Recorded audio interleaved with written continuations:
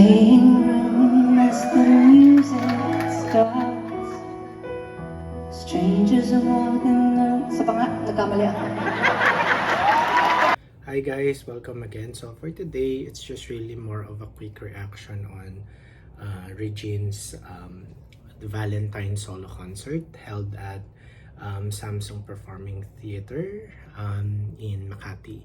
So I guess the venue is just really fitting because again, it's a Valentine concert. It's not really a huge celebration of, you know, number of years in the industry, but just really something that is intimate.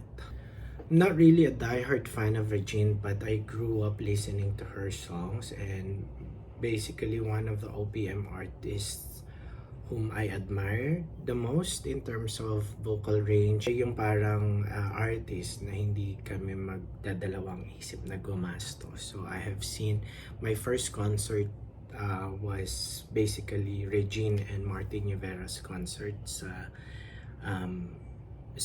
Araneta Coliseum. When I say I grew up listening to her songs, I mean of course the late 80s and 90s songs. Of course, I'm more fan of the Polygram era, like My Love Emotion, Lisa Without Prejudice albums. So I think those were some of her best works. Regine had a lot of catalogs, a lot of albums, 16 albums in total, including probably the compilation albums. But if I have to choose 5 songs, it would be In Love With You, that's my favorite. How Could You Live from Drawn album, Sa Aking Pag-iisa, co-written by Jano Gibbs,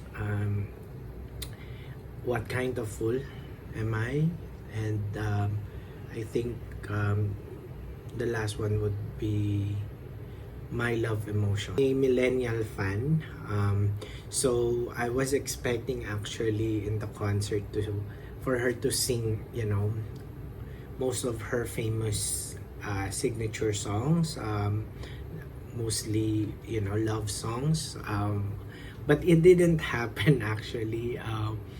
Most of the songs that were played are covers, covered by either foreign, but majority are the Gen Z OPM band, which I think good also because we all know Regine had done tons of covers, and what is good about Regine is that she makes it her own, you know, with the arrangements. I mean, we have seen this in retro album, in R2K album, so there's some signature that she's putting into it despite being a cover. So here mga ano naman siya, OPM songs na current, and hindi ako familiar dun sa mga songs, and I think yung mga kasamahan din sa likod, I mean yung mga ibang nanonood na medyo kasing age namin, hindi rin siguro I would say ma-appreciate dahil again new song siya, no? But I think the crowd naman, especially dun sa mga harap na huge fan and mga Gen Z, alam naman yung mga songs, no? There were, I think, 4 segments that I've enjoyed naman. The first one is the Elvis Presley songs. I think it's an homage to her father, late father. Maganda rin yung selection nun, mga favorite Elvis songs ko. Tapos the Ella May Saison medley. I always think that Ella May is such an underrated OPM artist, so I love the Ella May Saison's medley. Although again, yung isa dun is an original by Sharon Cuneta, To Love Again. Tapos then of course Gladly, she sang Tanging Mahal, and one again may not be my top 5 favorite, but again a favorite of mine is Araw Gabi. So yun yung kinanta niya na sa kanya talaga, Araw Gabi and Tanging Mahal. And then there's another one which is ano nga ba to? Yung medyo controversial na song, You've Made Me Stronger. Alam naman natin ang story behind that. So, all in all, the voice was again Regine. It was in top shape. Although I have to say this na medyo maraming mga lyrics na mali-mali.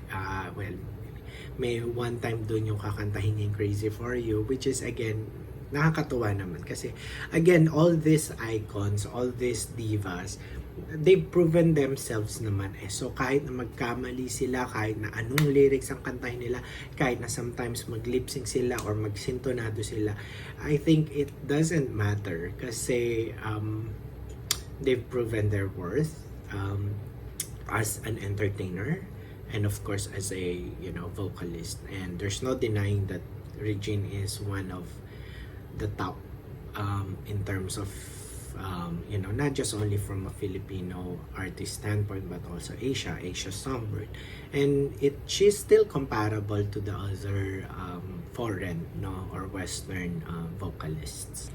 So yeah, ultimately we enjoyed naman, especially of course seeing VP Lenny too in participant in one of the audiences. So it was really a night to remember.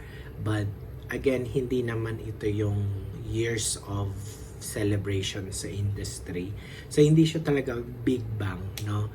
Unlike of course the 35th year which pinanood namin sa, was it in MOA? Yata, MOA. So, yun talaga, very spectacular ang production, a lot of guests, you have other mga parang protege, So yeah, so again, I think it was a successful Valentine concert. So, congratulations to Regine Alcasid.